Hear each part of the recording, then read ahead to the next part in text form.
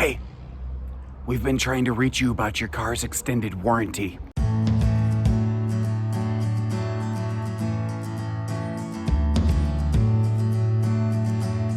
Hey everybody, Josh the RV Nerd here at Bish's RV of Coldwater, Michigan, having a little fun today. And that's kind of what this one back here strikes me as. This is the Solera 27DSE. It is a dual slide model, and maybe the E means a good entertainment center, because I do think it has one of those.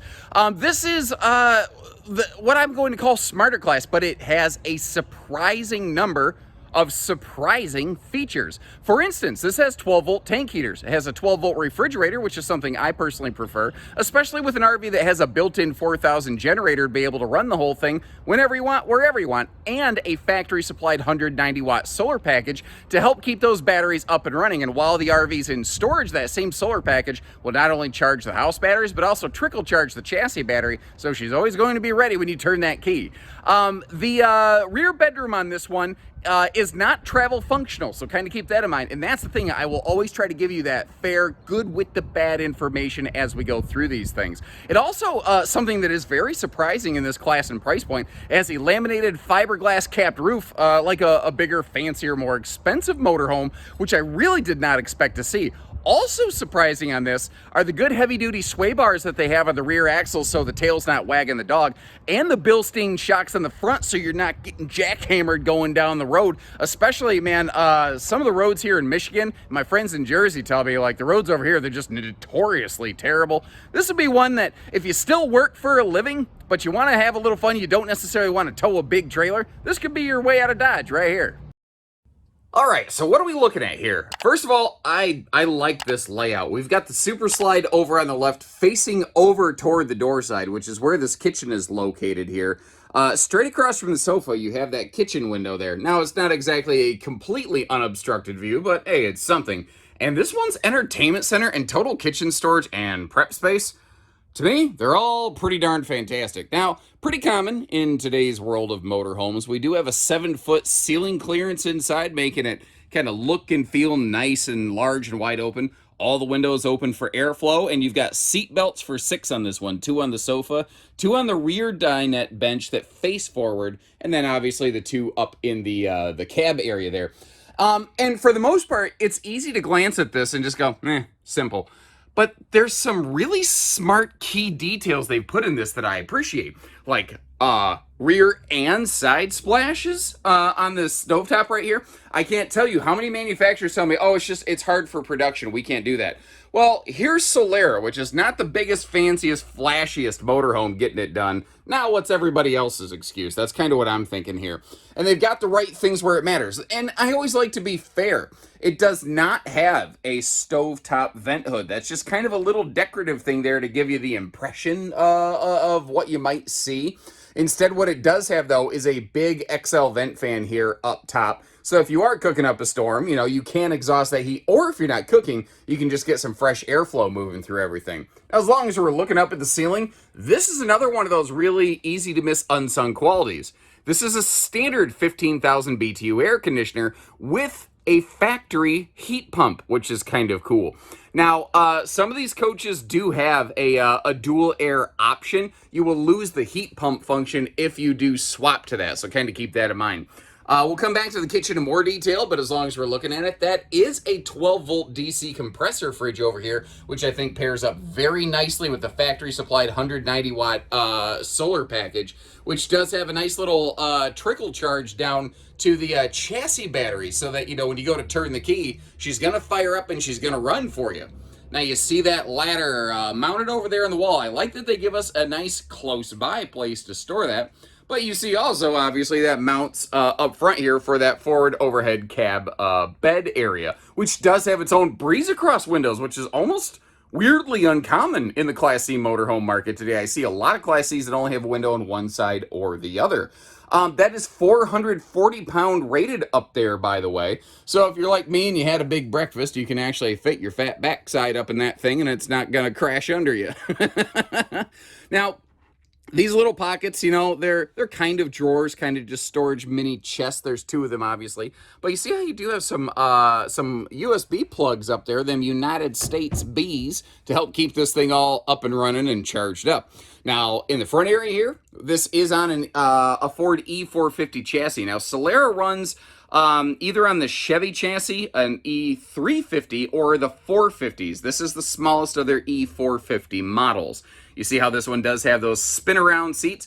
And, oops, I forgot it sitting on the other seat right here. You see that that little spacer cushion so that you don't feel like you're sitting all the way down on the floor. And like flop that back over here. Now, you can actually strap it down. That's what that black strap was. I just obviously completely failed to display this properly. Excellent. Well done, Josh. Up front here, very organic. I actually like it when motorhome manufacturers do this. Your like where you'd expect to see a rear view mirror, you've actually, this will be like your rear camera kind of viewing situation, or actually all of your cameras. And then down here, this big 9-inch display. I like these bigger displays because if you're doing some GPS work, it's nice to be able to have a better view of what you're doing. That is both Android Auto and Apple CarPlay compliant. I like that. I like that you can actually sync that up to your phone. And one of the reasons I like that is it makes it a little bit more conducive to things like a if you have an RV GPS like Togo. Does anyone else? I'm not like sponsored. I'm not specifically suggesting one versus the other. But does anyone have a RV GPS app that you really recommend that you've used? Something where you can program in the dimensions of your RV so that, you can better and more safely navigate yourself so you don't end up, opening the top of the RV's roof like a can opener on a low clearance bridge or, something like that. Now, in terms of personal comfort, one of the things I like on this is if you look up above me, they're actually dual ducting the air conditioner. So, you can get more airflow through the RV, but every single one of these can be turned and opened and closed individually. So, I'm a human hotbox. I like to have air blown directly on me. My wife, not so much. Like at night, I've got a fan blowing in my face. And she's like, get that thing off of me, Something else that's kind of cool in these, and we're going to touch a little bit more on this outside. This is a quieter riding ceiling. It's a laminated ceiling with a fiberglass rooftop, which we'll get to see. But, you can kind of just tap on it here. Now, I'm not saying you want to do the Super Mario Brick Break Ken Masters Dragon Punch through this thing. I'm just saying that you can kind of tap on it and you can feel that the ceiling panel is now wobbly jobbing above your head. Technical term. And again, for safety, I'm kind of doing the math in my head here, and I think you reasonably have a seatbelt for every person that you can sleep in this. Say, one on the dinette, one on the sofa, 2 in the overhead cab, and then 1 in the back if you even go that far with it. But behind that cushion, you might notice those little D-ring tie-downs. If I'm not mistaken, and correct me if I'm wrong, those look to me like car seat anchors, so that you really can bring the whole family. That's something a lot of motorhomes have not done well for years. I'm glad to see it. Now, take a look at all the storage here. Drawers below, cabinets above. And when you start manipulating some of that stuff, it reveals something that I didn't expect when I went through like this class or grade or whatever you want to call it of motorhome. And that is that this does have, hidden hinges and like soft close doors and drawers, and everything is strutted, just holds itself open for easier access. That is a fine little detail I really wasn't expecting here. Now, if I'm going to nitpick, overall, it feels minimal on the interior cabin ceiling lighting, but at the same time, the main cabin lights take care of the main cabin. You've got those almost like beam style lightsaber lights going on above the super slide seating. It's got just the right lighting in just the right places. So I guess it's not unnecessarily bright. It just does what it needs to do. Also easy to miss, those household and USB outlets over there up above the dinette. A lot of times I think we're very used to looking for those below, and you won't see that here. Now, I've kind of created my own monster sometimes with some of these videos. I put a video out recently talking about being able to occupy slides when they're closed. That video very much translated to the towable RV market. That wasn't really applicable to the motorized market. You're like, well, why are there seatbelts in the slides? Can you use them when they're closed? Yes, motorhomes, basically, They're built different. It's something that motorhomes you can get away with doing without necessarily wrecking everything. And once again, you got that Ahsoka Tano white lightsaber lighting going on under the overhead kitchen lights. And if you don't know who I'm talking about, she is Anakin Skywalker's Padawan learner, former Jedi. You may have seen her portrayed recently by Rosario Dawson in the Book of Boba Fett. I told you I'm a nerd. Cracking this open here, our 12-volt DC compressor fridge. I'm a fan of that. It's interesting to me that I have not seen a lot of motorhomes adopt that. Also, I love this arrangement where you have a 3-burner gas stovetop above a convection microwave oven. To me, that is very cool. And that big 40-inch HD TV up there, that opens up to a monstrous storage space. And I kind of like this arrangement. Like, if you're going to be in here, you need to do some serious storage use. You got some serious cooking going on. You've got the space, you've got the countertop, you got the cabinetry to do it. But if you're going to be stuck inside on a rainy day, you've got the entertainment capacity to get you through there. This is all sealed edge press membrane counters. Also, nice little touch. The little 12-volt powered wireless charge pad over here, firing up the old nerd screen, as it were, on the nerd phone. And I'm getting, holy cow, all kinds of messages on this thing. When I'm out here recording, I turn my ringer off, and when I turn it back on, it's like, holy crap, I've got a lot of catching up to do. I feel like Ricky yelling at Lucy, and I've got some splaining to do. Now, back here, this is a rear corner bed, but instead of a crawl over one another corner queen, they went with a bed slide out. Now, that has advantages, that has disadvantages. One of the benefits of this is that you can kind of do the butt scoot boogie and walk your way around it. Although, being fair again, there are some little side stand hutchy things here. You are still mostly crawling into this bed, but if you have to get out and use the bathroom at night, you're not crawling over one another, which is kind of cool. You see the double lights above the bed? Like I said, it's got the right kind of lighting where you really want it, where you really need it. And then over here, they did something I think really smart. First of all, you see that little kind of privacy track curtain door right there.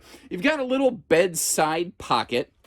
You know what I didn't look for? I don't see any kind of outlets in there. I should have checked that ahead of time. But hey, you know, here we are. But taking a look at this, that is going to be a nice chunk of bedroom personal hanging storage space right there. Something this floor plan desperately needs and would be severely lacking in otherwise. Then finally, across from the bedroom, and this bed slide bathroom arrangement, you see this in a lot of RVs because it's very space efficient. It's very effective at giving you, a shorter length with a fully functional RV. It is a little bit tight around that toilet. As you can see, I'm a little bit over 6'3". I'm not very wide, but I am fairly long and lanky, just to kind of help give you the, the reference point here. One of the things I really like about this one, though, there's a lot of these Class C motorhomes where you actually step up in the back of it a little bit so they can give you some bigger outside storage. But that means that your shower headroom sucks. I do not have that impression of this one. Actually, I was very pleasantly surprised with the total headroom here. Although, again, if you are a broader person versus a longer person, it may be a little problematic for you. Now, sliding out of the bathroom, and with the slides closed, taking a look at it in travel and access road mode over here. When you have the bathroom straight across from a bedroom, slide like this. You usually, and this is no exception, lose the function of the bed in transit, at least in its entirety. Now, they did an interesting thing here. The bottom section of this, let me actually clear this out. The bottom section of this mattress actually like buckle snaps to the fixed bed base. So the foot side of the mattress does not move. Now, what they did here is they actually have an angled section of the mattress. Winnebago does this quite a bit, actually. And by doing that, by having that 45-degree seam right there, it doesn't really feel like, oh man, there's a chunk like right by my butt that isn't supported. It tends to work very well. So this will ramp its way up that when the slide closes, and you don't have to really physically wrestle anything. I did absolutely nothing to this bedding. I just closed the slide, and the mattress climbed its way right up exactly like it's supposed to. I love it when a plan comes together, like, you know, Murdoch from the A-Team. Now, one other little pro tip I want to give you here. Remember our bedroom closet door? It is theoretically possible for that to open and get stuck behind the slide flange right here, like the way that my hand disappears, the door could get caught back there. That being said, really for that to become a problem, the RV would have to be parked with its nose up in the air and that door popped, and you not hear it banging down the road, and you do nothing about it. So, is it a theoretical thing that could happen? Sure. Is it a real practical problem? I don't know that it really is. I don't personally feel that way. Now, again, with the super slide closed over here, very comfortable and easy to pass right through this. When you're going down the road, you probably don't want that chair spun around, but I also thought I'd go ahead and fire up the ignition here for you so you can kind of see what some of the electronics are going to look like when they are in operation. Again, like the camera suite system right there. A little bit of fisheye bubble view, but hey, at least it gives you some kind of idea. And I'm going to hold off on doing the horn demo that I like to do. So, you know, man, I tell you what, a little blind spot right there so that these folks aren't, oops, sorry, ma'am. These folks aren't surprised when I blast the horn on this thing. All right, coast is clear. Ooh, yeah, that's one of them angry move. Oh no, I checked, there was no one coming. I don't know where that guy even came from. So I gotta go apologize to him. What I was going to say is it has one of those nice angry move, Kia, get out the way kind of horns. But if you'll excuse me, I'm probably gonna have to go give somebody a gift card for some new shorts.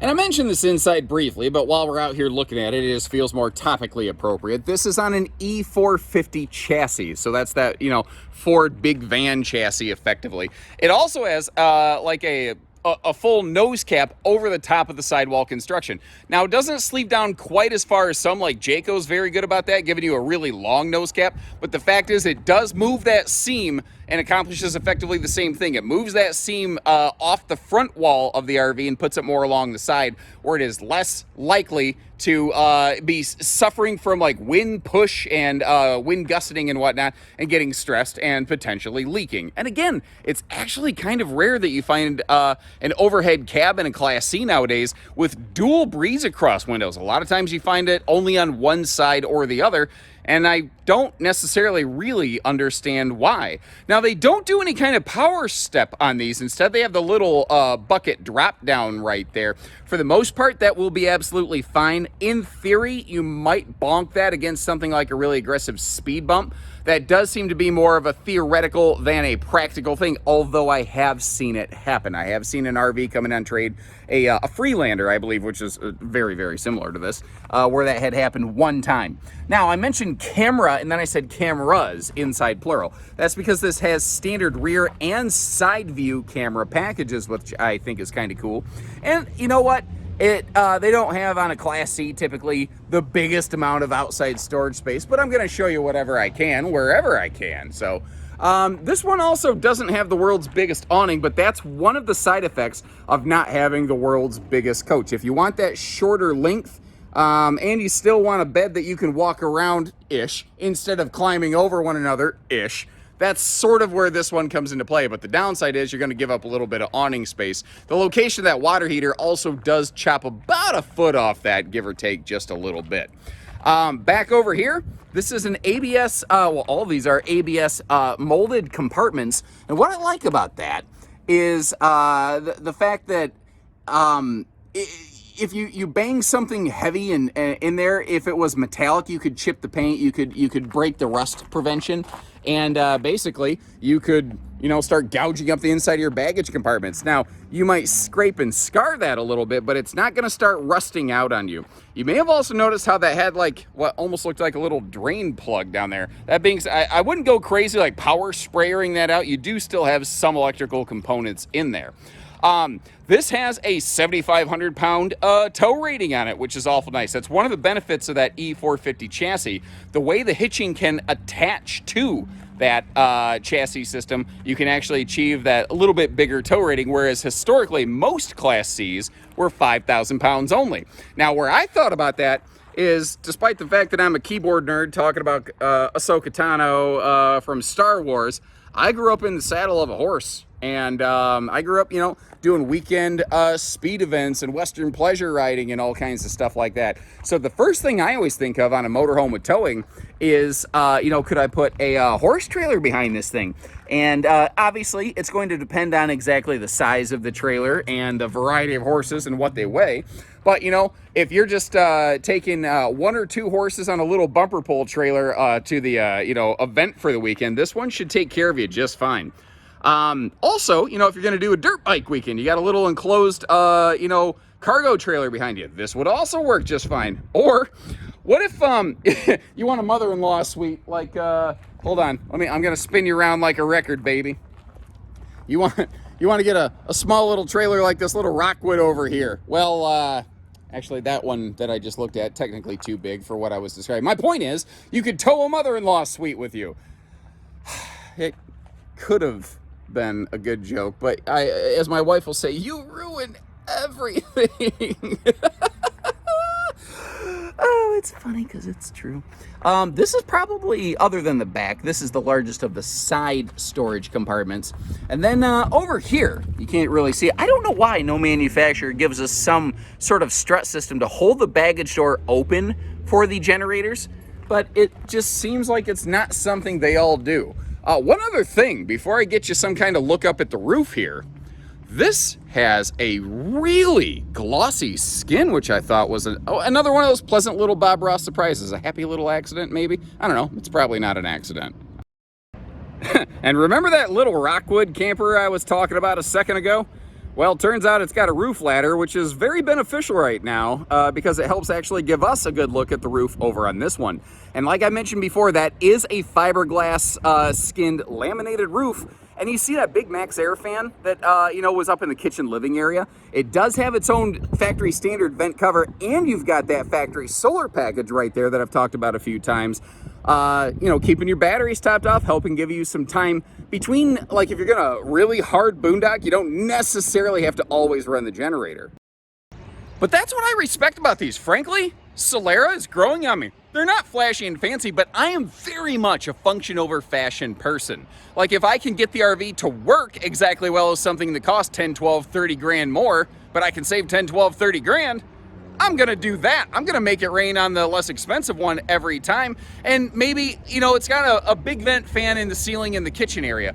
Maybe I spend $200-300 upgrading fans like in the bathroom or something like that. But I'm still tens of thousands ahead. That's what I like about these. All the main critical things, factory solar, tank heater pads, the good shocks on the suspension, things like that. The stuff that's really going to matter, that's going to affect my everyday use and enjoyment of this, they nail it. It's about as close to turnkey ready as anything I've seen, really. And maybe a quick housekeeping note, maybe I should have pointed this out. I kind of take it for granted. You see 59,818, you're like, holy crap, this is less than 60 grand. No, I'm sorry if I accidentally gave you that impression. That is our stock number. 59818 is our Bish's RV unique identifying stock number across all of our stores. I will, however, leave you a link in the video description where you could take a look at that to take one of these home. I don't normally do this, but just because we're kind of having a pricing talk at the time of this filming, and maybe I'll use this RV right here as a little bit of a test. At the time this was recorded, these are something you could probably take home for around the 90s plus tax, title, and license, but we do not do hidden dealer fees here at Bish's RV, so kind of keep that in mind. We try to we put everything right up front. We work together. We try to be more as transparent as we can, just like I'm doing here, showing you the good with the bad. And if you appreciate that, like our video and hit subscribe to catch us on the next one, and I'll keep them coming. You take care, stay safe, have fun, and get your motor running, everyone.